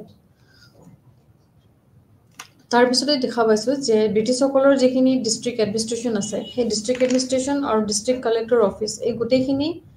আমি ষ্টেপ বাই ষ্টেপ বেলেগ বেলেগ ধৰণে ইয়াতে আমাৰ প্ৰশাসনৰ যিখিনি ছিষ্টেম তেওঁলোকে আগবঢ়াই নিছে আৰু ইয়াতে ৱাৰেন হেষ্টিংছত কি বুলি কোৱা হয় তেওঁ যিটো অফিচ আছিলে সেই office of the collector first time created by Warren Hastings 14 May 1972 so' তেওঁ এইখিনি এক্সপেৰিমেণ্ট হিচাপে তেওঁ লৈছিল তাৰপিছতে আমি ক'ব লাগিব যে ব্ৰিটিছ এডমিনিষ্ট্ৰেশ্যনৰ হোৱাৰ পাছত আমাৰ যিখিনি প্ৰশাসনৰ যিখিনি আমাৰ দায়িত্ব আছিল সেই প্ৰশাসনৰ দায়িত্ববিলাক আমাৰ বেলেগ বেলেগ ধৰণে আমি দেখিবলৈ পাইছোঁ চ' প্ৰথমে আহিলে আমাৰ মোগল পিৰিয়ডৰ যিখিনি ফাৰ্ষ্টত আমি মুক্ত আৰু ময়ূৰাণ আৰু গুপ্ত পিৰিয়ডৰ কথা ক'ব লাগিব চ' ময়ূৰাণ আৰু গুপ্ত পিৰিয়ডত যিখিনি আমি দেখা পালোঁ তাত প্ৰভিন্সিয়েল এডমিনিষ্ট্ৰেশ্যন লোকেল এডমিনিষ্ট্ৰেশ্যন আৰু Mughal administration provincial administration local administration গোটেইখিনি একেলগে সন্নিবিত হৈ আছিল চ' তেওঁলোকে যিখিনি ষ্টেপ বাই ষ্টেপ আমাৰ ষ্টেট এডমিনিষ্ট্ৰেশ্যনৰ বিষয়ে যিখিনি মন্তব্য আগবঢ়াইছিল সেইবিলাক আমাৰ সময়ে সময়ে চেঞ্জ হৈ আহিছে ময়ূৰাণসকলে তেওঁলোকৰ যিখিনি ছিষ্টেম দেখাইছিলে সেইখিনি বেলেগ হৈ আছিলে তাৰপিছতে গুপ্তসকল যেতিয়া আহিলে তেওঁলোকে যিবিলাক ক্ষমতাৰ অলপ বিকেন্দ্ৰীকৰণ কৰিব চেষ্টা কৰিলে তেওঁলোকে বেলেগ বেলেগ প্ৰদেশত বেলেগ বেলেগ বিষয়া নিযুক্তি কৰিলে যিদৰে তেওঁলোকে একগোট হৈ কাম কৰিব পাৰে কিন্তু মুৰব্বী এজনে থাকে কিন্তু বিষয়াবিলাক বেলেগ বেলেগ চেঞ্জ কৰি কামবিলাক সম্পাদন কৰে তাৰপিছতে আহিলে তেওঁলোকে মোগল পিৰিয়ডত কি হ'ল এজনে অথৰিটি থাকে চ' এজন অথৰিটিয়ে গোটেই কামবিলাক বা দেশখনৰ বা সকলো দিশতে এনফৰ্চমেণ্ট হওক বা যিকোনো ক্ষেত্ৰতে হওক সকলো পাৱাৰটো বা গোটেই অথৰিটিখিনি অনলি ৰজাৰ হাতত থাকে বা যিজন তেওঁলোকৰ এম্পেৰৰ আছিলে মোগল এম্পেৰৰ আছিলে তেওঁৰ ওপৰতে গোটেই দায়িত্বখিনি তেওঁক দিয়া হয় তাৰপাছত সেই তেওঁ প্ৰভিন্সিয়েল এডমিনিষ্ট্ৰেশ্যনত গোটেইখিনি ইয়াতে আমি দেখা পাওঁ যে কিদৰে তেওঁ হোল কিংডমটো ডিভাইড কৰে বেলেগ বেলেগ চুবাত বা বেলেগ বেলেগ প্ৰভিন্সত বেলেগ বেলেগ চুবা বা প্ৰভিন্সত গোটেই কিংডমটো তেওঁ ডিভাইড কৰে আৰু সেই the territory of the provincial units were fixed and uniform administrative model was established under subjected with the minor changes to suit local circumstance. So, যিখিনি তেওঁলোকৰ minor change থাকে সেইখিনি তেওঁলোকে local circumstance সেইখিনি দেখা পায় আৰু সেই চুবাবিলাকত যিহেতু তেওঁ বেলেগ বেলেগ ভাগত বিভক্ত কৰে সেই চুবাবিলাকত তেওঁ এজন সুবেদাৰ বা তেনেকুৱা ফৌজদাৰ এজন থয় যি গোটেই সেই প্ৰশাসনটো তেওঁ নিয়াৰিকৈ কামখিনি কৰিব পাৰে তাৰপিছতে যিখিনি আমাৰ কালেক্টৰ অফিচ আছিলে কালেক্টৰ অফিচত ভাৰতত ৱাৰেন হেষ্টিংছে 1972 চনত এটা জিলা সংগ্ৰহালয় অফিচ ক্ৰিয়েট কৰিছিলে য'ত তেওঁলোকৰ গোটেইখিনি কৰ্তব্য চৰকাৰ এখনৰ যিখিনি মেজিষ্ট্ৰেট এজন আছিলে বা উপ কমিশনাৰ আছিলে সেই তেওঁলোকৰ কৰ্তব্যখিনি ইয়াতে আমি দেখা পাওঁ চ' এখন ডিষ্ট্ৰিক্টত যিহেতু এজন মেজিষ্ট্ৰেটৰ প্ৰয়োজন বা যিখিনি উপ কমিশনাৰৰ প্ৰয়োজন সেই প্ৰয়োজনটো আমি এই ব্ৰিটিছসকলৰ যিটো আগমন হৈছিলে আমাৰ ভাৰতবৰ্ষত তেতিয়া আমি দেখা পাবলৈ সক্ষম হৈছিলোঁ বা সেইখিনি সময়ৰ পৰা আমাৰ এইখিনি কাৰ্যবাহী হৈছিলে চ' এজন ডিষ্ট্ৰিক্ট কালেক্টৰ বা যিজন উপ কমিশনাৰ থাকে সেই উপ কমিশনাৰৰ যিখিনি দায়িত্ব কৰ্ম আৰু যিখিনি কৰ্তব্য থাকে সেইখিনি বিভিন্ন সময়ত বিভিন্ন ধৰণে চেঞ্জ হৈ গৈ আছে এট প্ৰেজেণ্ট যেতিয়া ব্ৰিটিছৰ সময়ত যিটো তেওঁলোকৰ দায়িত্ব আছিলে বা তেওঁলোকৰ কাৰ্য আছিলে সেইবিলাক এট প্ৰেজেণ্ট আমি বেলেগ বেলেগ ধৰণে বা বেলেগ বেলেগ দিশত সকলো ক্ষেত্ৰতে আমি চেঞ্জ হোৱা দেখা পাইছোঁ তো চৰকাৰৰ যিবিলাক কাম কাজ থাকে সেই কাম কাজৰ জটিলতাৰ বাবে তেওঁলোকৰ যিখিনি কামৰ প্ৰকৃতি সেই কামৰ প্ৰকৃতিবিলাক সময়ে সময়ে আমি চেঞ্জ হোৱা দেখা পাইছোঁ চ' তাৰপিছতে আমি ক'ব লাগিব যে শেষত ষ্টেট এডমিনিষ্ট্ৰেশ্যনৰ গোটেইখিনি পাৰ্ট আমি দেখা পাইছোঁ কিদৰে মোগলবিলাকে তেওঁলোকৰ হিষ্টৰিকেল বেকগ্ৰাউণ্ডটো আমি দেখা পাইছোঁ গোটেইখিনি ইয়াতে ষ্টেপ বাই ষ্টেপ দেখা গৈছে তাৰপিছত দেখা যায় যে মোগলবিলাকে তেওঁলোকৰ যিখিনি ছিষ্টেম প্ৰভিন্সিয়েল ছিষ্টেম হওক ডিষ্ট্ৰিক্ট ছিষ্টেম হওক সেই গোটেইখিনিৰ জৰিয়তে আমাৰ এডমিনিষ্ট্ৰেশ্যনটো কেনেদৰে তেওঁলোকে আগবঢ়াই লৈ গৈছিল বা প্ৰশাসনৰ দিশটো আমি কেনেদৰে আমি চাব পাৰোঁ এটা ঐতিহাসিক ৰূপত বা আমাৰ ভাৰতবৰ্ষত কেনেদৰে প্ৰশাসন প্ৰক্ৰিয়াটো চলিছিল সেই গোটেইখিনি আমি Mughal period and Mauryan and Gupta period and British period গোটেইখিনি লগ হৈ আমি চালি জাৰি একেলগে পঢ়িব লাগিব তো ইয়াতে আমাৰ যিটো ৰুট হয় state administration different phase Indian history, সেই ডিফাৰেণ্ট ৰুটবিলাক, ডিফাৰেণ্ট ফেজত ইণ্ডিয়ান হিষ্ট্ৰীটো আমাৰ ষ্টেট এডমিনিষ্ট্ৰেশ্যনটো কেনেদৰে আমি ষ্টাডি কৰিছোঁ। ডিফাৰেণ্ট ফেজ মিনছ ইয়াতে আমি পাওঁ যে Maurya empire, Mughal empire and British empire, এই গোটেইখিনি মৌৰ্যসকল, গুপ্তসকল, মোগলসকল বা ব্ৰিটিছসকল, তেওঁলোকৰ আমাৰ ইণ্ডিয়ান হিষ্ট্ৰীত বা ভাৰতৰ যিটো ঐতিহাসিক ৰূপত তাত ডিফাৰেণ্ট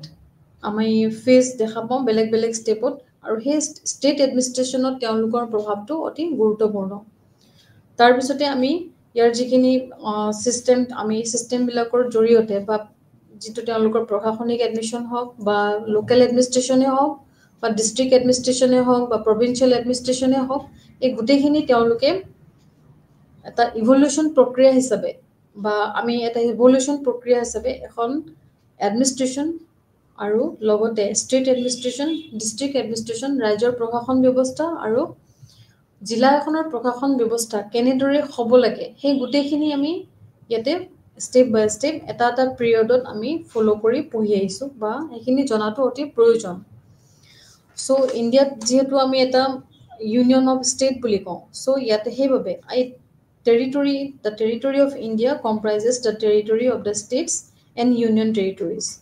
চ' এই গোটেইখিনি আমাৰ জনাৰ লগে লগে আমাৰ যিখিনি হিষ্টৰিকেল বেকগ্ৰাউণ্ড, এই ঐতিহাসিক বেকগ্ৰাউণ্ডটো আমাৰ জনাৰ অতিকৈ গুৰুত্বপূৰ্ণ বিষয়। So in ancient India, big empire were divided into provinces, district and shake of the administrative convenience. So এইখিনি আমি এনচিয়েণ্ট ইণ্ডিয়া হিচাপে আমি গোটেইখিনি বস্তু আমি আজি চেপ্টাৰটোত পালোঁ। চ' শেষত ইয়াৰ কনক্লুজনত আমি পাম যে